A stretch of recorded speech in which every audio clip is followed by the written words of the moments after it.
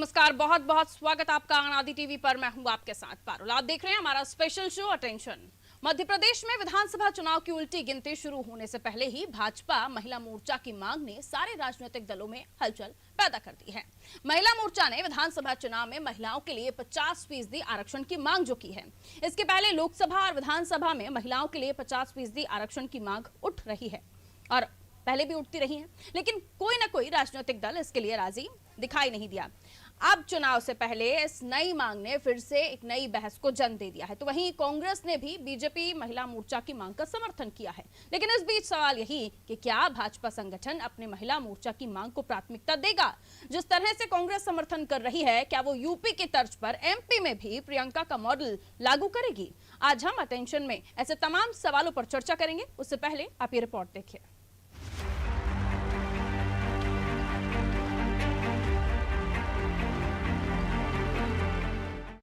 मध्य प्रदेश में विधानसभा चुनाव अगले साल के अंत में होंगे, लेकिन चुनाव से पहले भाजपा के महिला मोर्चा ने एक ऐसी मांग रख दी है जिसने प्रदेश की सियासत में हलचल मचा दी है। भाजपा महिला मोर्चा की गुरुवार को हुई बैठक में पार्टी के प्रदेश अध्यक्ष माया नरौलिया ने ये मांग उठाई है। जब उनसे पूछा गया कि क्या चुनाव में महिलाओं को 50% आरक्षण मिलना चाहिए, तो उनका जवाब था हाँ, महिलाओं को ज्यादा से ज्यादा प्रतिनिधित्व मिलना चाहिए। हर प्रदेश में महिलाओं की भागीदारी ज्यादा से ज्यादा होनी चाहिए। हाँ, महिलाएं जब काम कर रही हैं, घर द्वार छोड़कर दोहरी भूमिका का निर्वहन करते हैं, तो महिला मोर्चा अध्यक्ष होने के नाते मैं खुद भी ये अपनी बात रखूंगी कि महिलाओं को ज़्यादा से ज़्यादा प्रतिनिधित्व तो मिलना चाहिए, सब जगह मिलना चाहिए। और हमारी पार्टी दे भी रही है। नहीं, मैं तो संगठन की कार्यकर्ता हूँ, छोटी सी संगठन जो निर्देश करेगा उसका पालन करूँगा। ये पहला मौका नहीं है जब महिलाओं को 50% आरक्षण की मांग उठी है। इसके पहले समय समय पर ये मांग उठती रही है। अगर प्रदेश के वर्तमान राजनीतिक परिदृश्य की बात करें तो हालात इससे ठीक उलट हैं। साल 2013 के विधानसभा चुनाव पर नजर डालें तो 2013 के चुनाव में 31 महिलाओं ने चुनाव जीता था। इनमें भाजपा की 24, कांग्रेस की 5 और बसपा की 2 विधायक थी। वहीं 2018 के विधानसभा चुनाव में इनकी संख्या करीब आधी रह गई। 15वीं विधानसभा में 17 महिला विधायक ही निर्वाचित हुई, जिसमें 9 भाजपा और 8 कांग्रेस की हैं। इसमें से भी एक इमरती देवी ने कांग्रेस छोड़ दी थी और बाद में हुए उपचुनाव में सीट गंवा दी थी।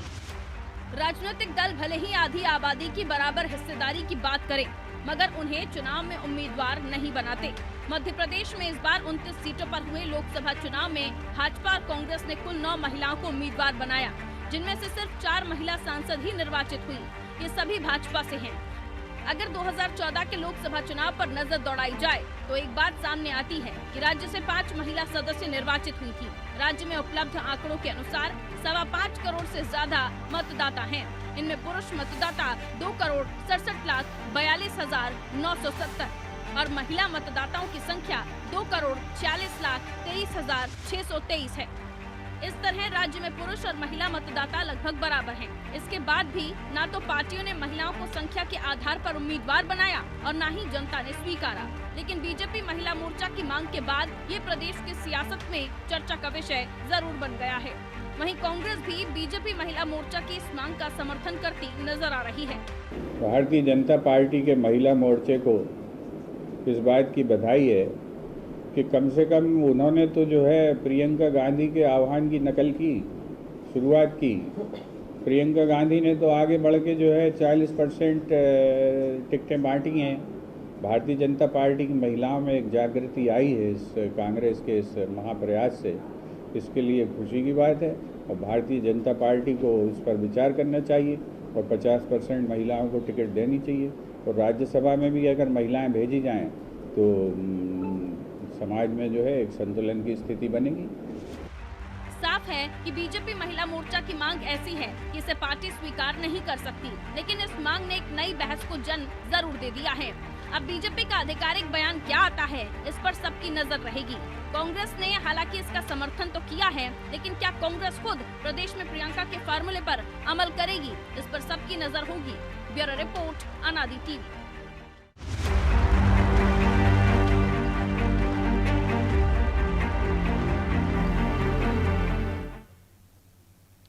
तो आधी आबादी वैसे तो काफी लंबे समय से अपना पूरा हक मांग रही है, लेकिन राजनीतिक क्षेत्र में जो आवाज उठी है उसका समर्थन कितने लोग करते हैं? कि भारतीय जनता पार्टी अपनी ही पार्टी के मोर्चे यानी महिला मोर्चा की तरफ से उठ रही इस मांग को, भले ही बहुत खुलकर ये मांग नहीं उठ रही है, लेकिन ये मांग उठी है, तो क्या बीजेपी इसे मानेगी?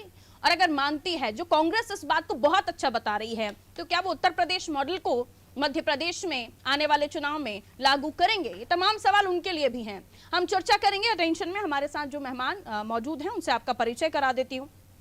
हमारे साथ अनुराधा त्रिवेदी जी, माफ कीजिए, मौजूद हैं। अनुराधा जी, बहुत बहुत स्वागत करती हूँ आप। सुमन त्रिपाठी जी हमारे साथ जुड़ी हुई है। सुमन जी, आपका भी बहुत बहुत स्वागत करती हूँ। आज का जो मुद्दा है महिलाओं से जुड़ा हुआ है, इसलिए महिला शक्ति भी आज हमारे साथ स्टूडियो में मौजूद है।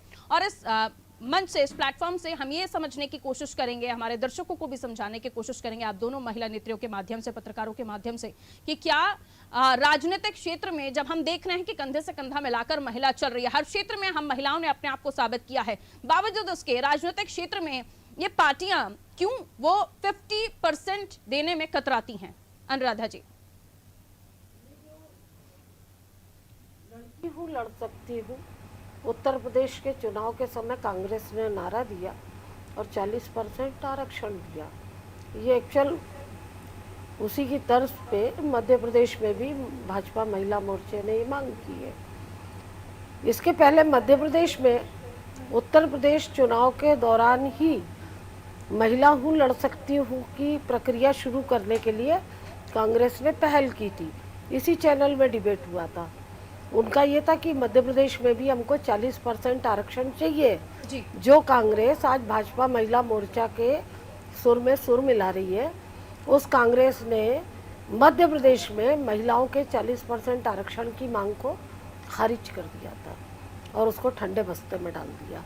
आज अगर वो बीजेपी के तरफ से मांग आई है और समर्थन कर रहे हैं तो वो अपनी विपक्ष की भूमिका निभा रहे हैं। दूसरी बात कि भाजपा में महिलाओं के लिए काफ़ी जगह है और आरक्षण इनको दिया जाना चाहिए, क्योंकि भाजपा की महिला नेत्रियां अपने अपने क्षेत्रों में बहुत दमदारी से अपनी जगह बनाए हुए हैं। अगर किसी का अपने क्षेत्र में अच्छा वर्चस्व है और अगर उनकी संख्या 40% के आसपास जाती है ऐसी महिलाओं की जिनका उनके क्षेत्र में दबदबा है, तो उनको टिकट जरूर दिया जाना चाहिए। मैं इसका बिल्कुल समर्थन करती हूँ। हालांकि आरक्षण के नाम पे नहीं दिया जाना चाहिए, योग्यता और जिताऊ होने की काबिलियत के नाम पे उनको टिकट दिया जाना चाहिए। समझिए, सवाल यही है कि योग्यता की बात हो रही है, लेकिन कई जगहों पर ये शब्द शायद अच्छा नहीं लगे, लेकिन ये मैं कहूँगी इसलिए क्योंकि वाकई हम देखते हैं कि जब सरपंच पद महिला के लिए होता है तो पति वहाँ काम कर रहा होता है, महिला का सिर्फ नाम चल रहा होता है। और ऐसी स्थिति में क्या महिलाओं को आगे करने के बाद भी उनकी काबिलियत पर शक किया जाता है या उन्हें उस काबिल समझा नहीं जाता है, सिर्फ नाम मात्र के लिए, क्योंकि वहां महिला का ही नाम चल सकता है या महिला की ही जगह, वो सीट महिला है, इसलिए उसे आगे बढ़ाया जाता है।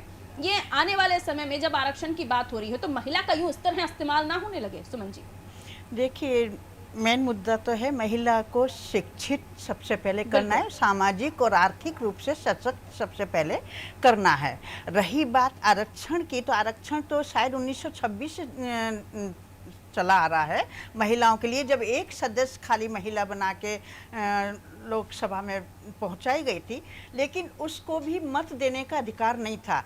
इसके बाद 1937 में फिर ये आरक्षण के महिलाओं को आरक्षण दिए जाने की नीति लागू की गई थी। तब 41 महिलाएं चुन करके पहुंची थी, लेकिन तब से उसके बाद में ये अपने संविधान में महिलाओं को आरक्षण देने के लिए बात की गई, लेकिन वो कहीं भी कहने की बात तो अलग थी और लागू कहीं भी नहीं हुई।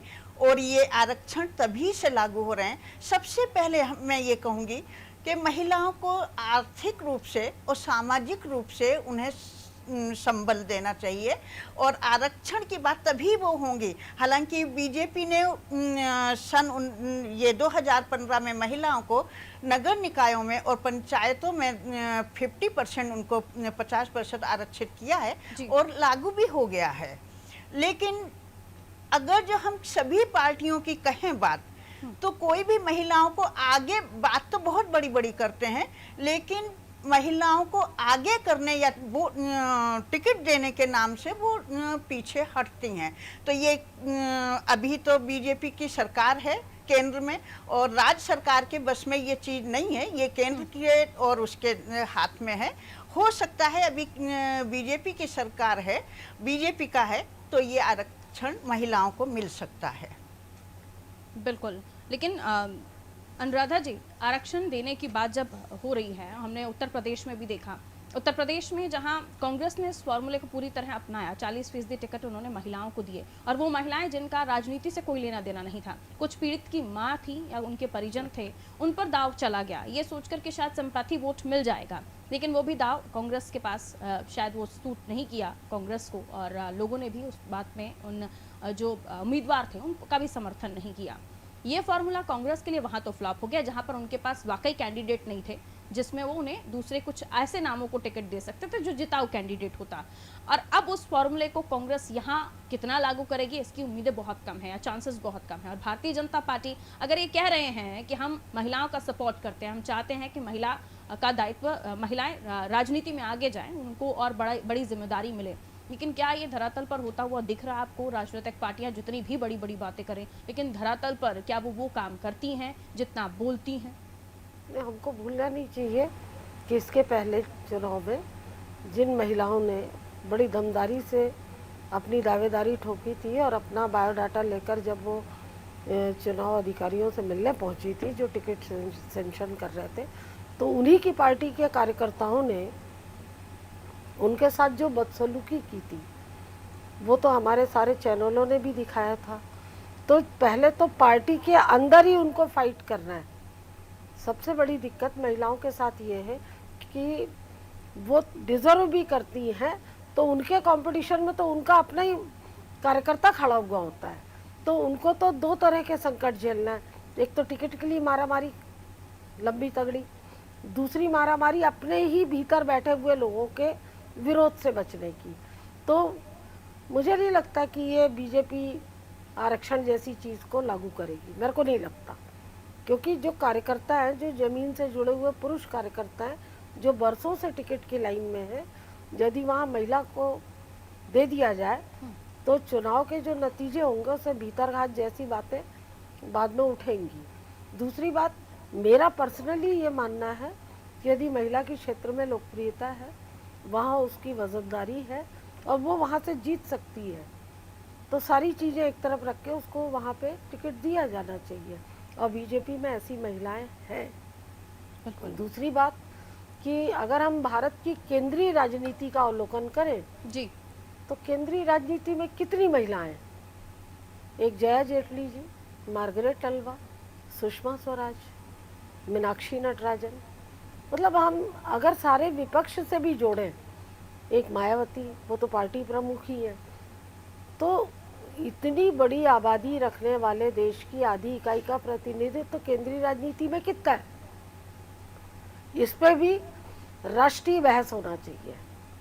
बिल्कुल राष्ट्रीय बहस की आवश्यकता है कि कितनी महिलाएं सुषमा स्वराज तक पहुंच सकी, कितनी महिलाएं जया जेटली जी तक पहुंच सकी। मीनाक्षी नटराजन की तूती बोलती थी एक टाइम में दिल्ली में, आज वो कहाँ है? तो कैसे एकदम से उठने के बाद कैसे वो एकदम ख़त्म सी हो जाती हैं? क्यों महिलाएं पद पाने के बाद उस स्तर को मेंटेन नहीं कर पाती हैं? ये सारी चीज़ें महिलाओं को भी सोचना चाहिए। दूसरी बात, ये राष्ट्रीय बहस है कि केंद्रीय पटल पर महिला राजनीतिज्ञ किस पार्टी की कौन, कितनी संख्या में, तो 10-12 से ज़्यादा नहीं है। तो ये 1 अरब से पार की आबादी वाले देश में 10-12-15 महिलाओं का वर्चस्व, ये रिप्रेजेंटेशन नहीं कहलाएगा। तो हर पार्टी ने महिला वर्ग के लिए अपनी सीटें आरक्षित करना चाहिए। योग्यता, पहला उनका मापदंड योग्यता होना चाहिए कि उनके अंदर क्या वो डिजर्व करती हैं, ये पहली शर्त होना चाहिए। इसलिए नहीं कि महिलाओं को आगे लाना है इसलिए टिकट दे दें। दूसरे, क्या महिला आप उस पद को डिजर्व करती है जीतने के बाद? ऐसा तो नहीं कि पति के दस्तखत से कागज आगे बढ़ रहे हैं, जो आमतौर पे सरपंचों के साथ होता है। तो ये पार्टी को अपनी अंदरूनी मीटिंग्स में तय करना होगा कि पारिवारिक दखल से परे स्वतंत्र रूप से किस महिला का किस इलाके में कितना वर्चस्व है और उसके जीतने की संभावना कितनी है। इस सर्वे को कराना चाहिए पार्टियों ने, और यदि उसमें बहुमत आता है महिला के पक्ष में, बहुमत जो है महिलाओं के कैंडिडेट के फेवर में आता है, तो बिल्कुल घोषित कर देना चाहिए आरक्षण, कोई बुराई नहीं है। और महिलाओं का जितना ज़्यादा प्रतिनिधित्व होगा विधानसभा या संसद में, तो महिलाएं बहुत संवेदनशील होती हैं घरेलू मुद्दों को लेके, सामाजिक समस्याओं को लेकर। तो उनके जो सुझाव हैं निश्चित रूप से भारत की दशा दिशा बदलेंगे, कानून की दशा दिशा बदलेंगे। पर शर्त यह कि उनको वहाँ तक पहुँचाने के लिए तमाम राजनीतिक दल क्या सोचते हैं, उनकी क्या नीति है, ये तो उन पर डिपेंड करता है। हम कुछ भी बोल लें, बिल्कुल, है ना, तो ये उनको तय करना चाहिए। जैसा मैं भी मानती हूँ कि अब राजनीतिक दलों को तय करना चाहिए कि महिलाओं का कम से कम 30-40% प्रतिनिधित्व सदन में हो। ये महिलाओं के भी हक में है और ये सदन के भी हक में है। लेकिन अनुराधा जी, एक जितनी बड़ी पार्टी उतने ज़्यादा कार्यकर्ता, और भारतीय जनता पार्टी की जब हम बात कर रहे हैं तो काफ़ी तादाद में, एक सीट से आपको 100 से ज़्यादा उम्मीदवार दिखाई देंगे, और ना केवल महिला, तमाम लोग योग्यता के पैमाने पर खरे उतरते हुए दिखाई देंगे।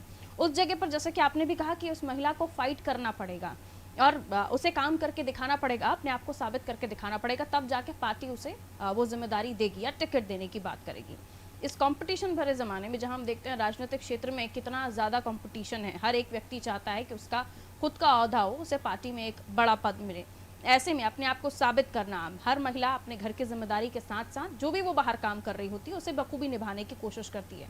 लेकिन उस जगह पर आपको लगता है इस कंपटीशन में के क्षेत्र में आवाम का साथ साथ, और उस कंपटीशन में जहां 10 लोग उसके बीच खड़े हैं और वो भी चाहते हैं जिस पद पर उसे बैठना, उस पद पर वो भी बैठे, और टांग खिंचाई किस तरह से होती है राजनीति में, किसी से छुपा नहीं है।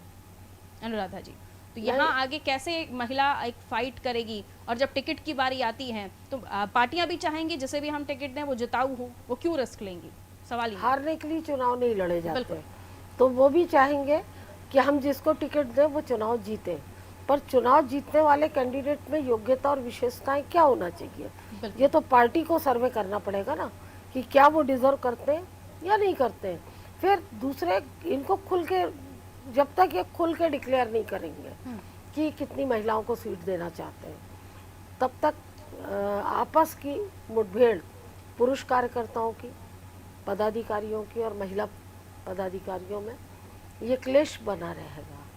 दूसरी बात कि क्यों नहीं महिलाओं को प्रतिनिधित्व दिया जाना चाहिए। और मध्य प्रदेश में शिवराज जी तो वैसे भी महिलाओं के मामले में बड़े संवेदनशील हैं, 0 टॉलरेंस पे काम करते हैं वो मध्य प्रदेश में, महिला संरक्षण, सुरक्षा, सारी चीज़ों को लेकर।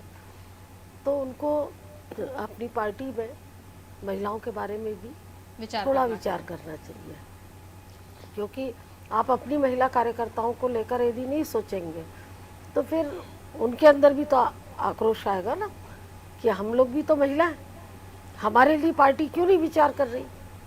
ये स्वाभाविक है, बिल्कुल स्वाभाविक है। मैंने खुद शिवराज जी से पूछा था कि लाडली लक्ष्मी योजना में महिला पत्रकार आती है कि नहीं आती है, मैंने भी पूछा था। तो जब मैं पूछ सकती हूँ तो पार्टी कार्यकर्ता नहीं पूछ सकती है? वो महिलाएं भी पूछती बिल्कुल पूछेंगी, और उनका हक भी है। जब उनका हक है, उन्होंने घर घर दौड़ के चुनाव प्रचार किया, पार्टी की नीतियों का प्रसार तो यही करती है। गली मोहल्ले में, रैलियों में भीड़ कौन लाता है? यही जमीन से जुड़ी हुई महिलाएं लाती हैं। तो यूज एंड थ्रो नहीं होना चाहिए। आप उनसे लगातार बरसों बरस से काम ले रहे हैं, तो आप उनको कुछ दीजिए, आप घोषित करिए उनके लिए आरक्षण, और वो बिल्कुल ठीक है। अगर उन्होंने मांगा है तो बिल्कुल ठीक है। सुमन जी, लेकिन सवाल ये भी है कि जहां हम कह रहे हैं कि वो व्यक्ति जो मुख्य पद पर बैठे हुए हैं शिवराज जी, वो इस बारे में सोचे, लेकिन उन्हें उस पार्टी के अंदर के भीतरघात को भी उन्हें सॉर्ट आउट करना है, उसे देखना है, जिसमें वो देख रहे हैं कि 10 महिलाएं हैं तो 50 पुरुष भी उसी कतार में खड़े हुए हैं। तो वहाँ उन्हें भी इस चीज़ को मैनेज करना है। और अगर आरक्षण हो जाता है, सीटों को लेकर आरक्षण हो जाता है, फिर आपको वहाँ पे महिला तैयार करनी पड़ेगी। पार्टियों की मजबूरी हो जाएगी कि उस क्षेत्र में आपको महिला तैयार करनी पड़ेगी, वो विकल्प ढूंढना पड़ेगा, उसे मजबूती से तैयार करना पड़ेगा ताकि वो सामने वाली पार्टी के अपोजिशन में बैठे हुए किसी भी कैंडिडेट को फाइट दे सके। तो ये आपको लगता है कि अगर महिलाओं को राजनीतिक क्षेत्र में बढ़ावा देना चाहिए तो ये भी एक पॉइंट है, अगर इसे कंपलसरी कर दिया जाए, अनिवार्य कर दिया जाए, तो मजबूरी है आपको एक पार्टी के कार्यकर्ता को, एक महिला कार्यकर्ता को वहाँ आपको मजबूती से तैयार करना पड़ेगा।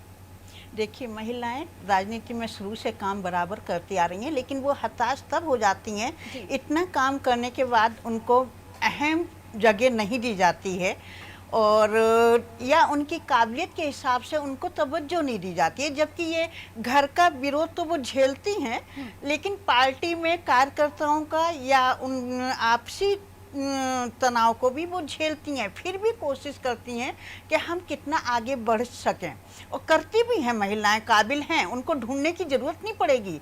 ऐसा नहीं है कि किसी पार्टी में महिलाओं का वर्चस्व नहीं है, लेकिन जब वो हताश हो जाती हैं तो कहीं लाइन से थोड़ा अपने आप को पीछे कर लेती हैं।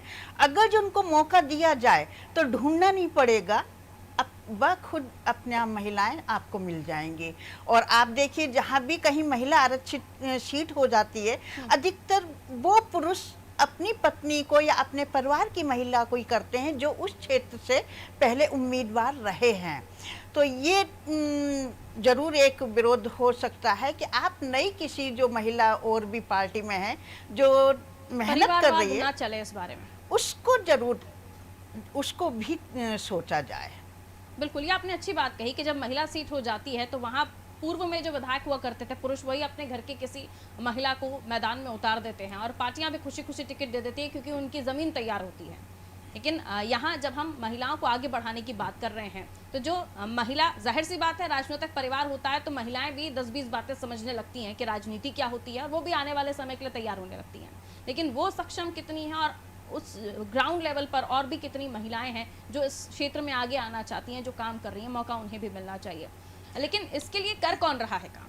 कांग्रेस कर रही है, बीजेपी कर रही है। उस जगह पर आप अपना क्या विचार रखती हैं कि हम कौन सी किसी पार्टी एक पार्टी को नहीं बोल सकते, हर पार्टी में ये विरोध होता है महिलाओं का। हम किसी भी पार्टी को नहीं बोलेंगे। कांग्रेस इतने समय से रही, कांग्रेस में कितने प्रतिशत महिलाएं, जो प्रियंका गांधी का आज नाम आता है, लेकिन हम देखें तो कांग्रेस में कितने प्रतिशत महिलाएं। बीजेपी में आज देखें, बीजेपी ने तो बहुत महिलाओं की सुरक्षा के लिए और सबके लिए काम किया है। अगर जो हम लेकिन उसका श्रेय कांग्रेस को दें तो वो गलत होगा। और हाँ, आवश्यकता आज भी है कि महिलाओं को आगे बढ़ाया जाए। हालांकि शिवराज जी बहुत कोशिश कर रहे हैं, लेकिन ये तो भीतर घात की ही शिकार महिलाएं हो जाती हैं। उससे निजात जरूर उनकर चाहिए, तभी महिलाएं आगे हो सकेंगी। महिलाओं की कमी नहीं है राजनीति के लिए या किसी भी क्षेत्र के लिए, कोई कमी नहीं है। महिलाएं सक्षम हैं, लेकिन उनको आगे करना पड़ेगा पार्टियों को। एक बोलते हैं ना इंग्लिश का वर्ड पार्शलिटी, अनुराधा जी, वो पार्शलिटी बहुत झेलनी पड़ती है। वो उस कंपटीशन के दौर में हम सबसे आगे हैं, हम दौड़ भी रहे हैं, लेकिन वहाँ जो जज करने वाले लोग बैठे हुए हैं उनकी तरफ से पार्शलिटी का शिकार हर बार महिला भी हो जाती है। ये भी तमाम जगहों पर 100% ना मानिए तो कम से कम 90% तो ये होता ही है।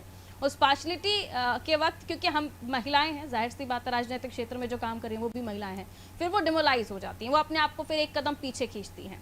तो यहाँ इन पुरुषों के लिए आप क्या कहना चाहेंगी कि राजनीतिक क्षेत्र में महिला आपको तब चाहिए जब आप आधी आबादी के लिए वोट मांगते हैं, महिला भीड़ खड़ी करनी है तब आपको महिला चाहिए, लेकिन जब बात उसको एक सम्मान देने की आती है, पद देने की आती है, तब वो बेईमानी और ये पॉलिटिक्स और अंतर कला का सामना करती है।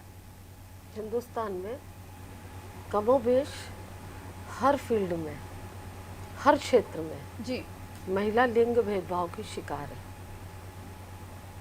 हम अपने पर से शुरू करें, हम लोग अखबार की नौकरी करते हैं, वही काम, वही समय के घंटे, काम की प्रवृत्ति और प्रकृति और प्रकार सब एक तरह का, सैलरी वाइज क्यों अंतर होता है? जबकि हम उनसे अच्छा करते हैं फिर भी हमारी सैलरी कम होती है। ये भेदभाव है, ये भेदभाव है, बहुत बुरी तरह से भेदभाव है। और हम जो पत्रकार अपनी आवाज़ नहीं उठा सकते, मैं आपके चैनल पे बोल रही हूँ, हम दूसरों की आवाज़ उठा रहे हैं कि वहाँ महिलाओं को आरक्षण हो। हम अपने फील्ड में क्या कर पा रहे हैं? क्यों नहीं कर पा रहे? तो ये जो पुरुष का वर्चस्व है वो समाज के हर क्षेत्र में, मात्र सत्तात्मक परिवार तो है नहीं ना हिंदुस्तान। ये हिंदुस्तान तो पितृसत्तात्मक परिवार है, तो पितृसत्तात्मक परिवार में वर्चस्व तो पुरुष का ही चलेगा। तो चाहे वो हमसे नकारे हो, हमसे ज़्यादा निकम्मे हो, हमसे ज़्यादा नालायक हो, पर वो वेतन हमसे ज़्यादा लेंगे, वो सुविधाएं हमसे ज़्यादा लेंगे, वो टिकट हमसे पहले लेंगे। क्यों? ये हमारे सोचने का विषय बाद में है। ये जो सरकारें बड़े महिला संरक्षण, महिला प्रगति, महिला विकास, महिला एजुकेशन, महिला के सर्वांगीण विकास, दुनिया भर के जो बातें करते हैं, कभी इन मुद्दों पर उन्होंने सोचा? इन मुद्दों पर कभी बात की? बिल्कुल। किसी पार्टी की राजनीति कार्यकर्ता यदि कहती कि हमको आरक्षण चाहिए इतनी सीटों पर, तो बहुत छोटी बात है। ये जहर तो पूरे देश में, हर तबके में, हर विभाग में, हर क्षेत्र में व्याप्त है। सबसे पहली लड़ाई तो आपको इससे लड़ना है कि जो लिंग भेद है पहले वो खत्म हो, समानता का अधिकार हो। अगर आप 10 पुरुषों को सीट दे रहे हैं तो 10 महिलाओं को टिकट देने में आपको क्या दिक्कत है? क्यों नहीं देते? जो 10 को दे रहे हैं पुरुष को, क्या वो जीते ही जाएंगे? आपके पास कोई ऐसा पहले से फोरकास्टिंग है? तो फिर महिला पर ही अविश्वास क्यों? तो मैं तो चाहूंगी कि सारी पार्टियां, मसले को समझाने की सारी राजनीतिक पार्टियां अपना स्टैंड क्लियर करें कि अपनी महिला पदाधिकारियों, महिला कार्यकर्ताओं को लेकर उनका स्टैंड क्या है। क्या वो उनसे सिर्फ चुनाव प्रचार करवाना चाहती हैं, दरी फट्टे बिछवाना चाहती हैं, नारे लगवाना चाहती हैं, या कभी उनको आगे बढ़ने के लिए कोई योजना भी ऊपर बैठे लोगों के दिमाग में है? ये इन पार्टियों को स्पष्ट करना चाहिए। वो अपना स्टैंड स्पष्ट करें कि अगर पार्टी की महिलाओं ने मांग की है तो पार्टी का केंद्रीय नेतृत्व तो बताए ना वो क्या सोचता है पार्टी की महिला कार्यकर्ताओं के बारे में। ये इनको स्टैंड क्लियर करना है। प्रियंका गांधी कह रही लड़की लड़ सकती है। क्यों लड़ सकती है? लड़की कुछ अच्छा उसके अलावा भी तो कर सकती है बिना लड़े। तुम खुद लड़ो ना अपने लिए अध्यक्ष पद को पाने को। तुम अपने लिए तो अध्यक्ष पद पा नहीं सक रही हो अपनी पार्टी का। पहली लड़ाई घर से होती, वहां तुम लड़ नहीं रही, और घर से ही शुरुआत भी करनी पड़ती है। बाद में बाहर आप लड़िए, पहले घर से तो आप सक्षम होकर निकलिए। बिल्कुल, अपने लिए अध्यक्ष पद तो हासिल करो, फिर तुम दूसरों के घर लड़वाओ। बहुत बहुत शुक्रिया अनुराधा जी आपका भी, सुमन जी आपका भी हमारे साथ जुड़ने के लिए। अब समय इजाजत नहीं देता कि हम इससे आगे इस चर्चा को लिए चले, लेकिन बेहतरीन चर्चा। कहते हैं पुरुष प्रधान देश है ये, लेकिन बात नारियों की होती है, सम्मान नारियों को देने की बात होती है, लेकिन असल में धरातल पर उन्हीं नारियों को जब वो कंपटीशन में अपने सामने समकक्ष देख लेते हैं तो शायद बात कुछ और हो जाती है। ऐसा ही कुछ राजनीति में भी दिखाई देने लगा है। बात तो हो रही है आधी आबादी जो हक मांग रही है उसकी, और वो अपनी बात लेकर आगे भी बढ़ी, लेकिन होगा क्या? क्या उसकी बात को सुना जाएगा? क्या उसकी बात को महत्व दिया जाएगा? उत्तर प्रदेश की तरह भी प्रियंका गांधी ने जो कदम उठाया, क्या वो मध्य प्रदेश में भी पार्टियां उठाएंगी? फिर चाहे वो कांग्रेस हो या बीजेपी, देखना दिलचस्प होगा। लेकिन आने वाले समय में अगर ऐसा होता है तो काफी उम्मीदें और काफी रास्ते महिलाओं के लिए मध्य प्रदेश में भी दिखाई देने लगेंगे। दीजिए इजाजत, रखिए अपना ख्याल। नमस्कार।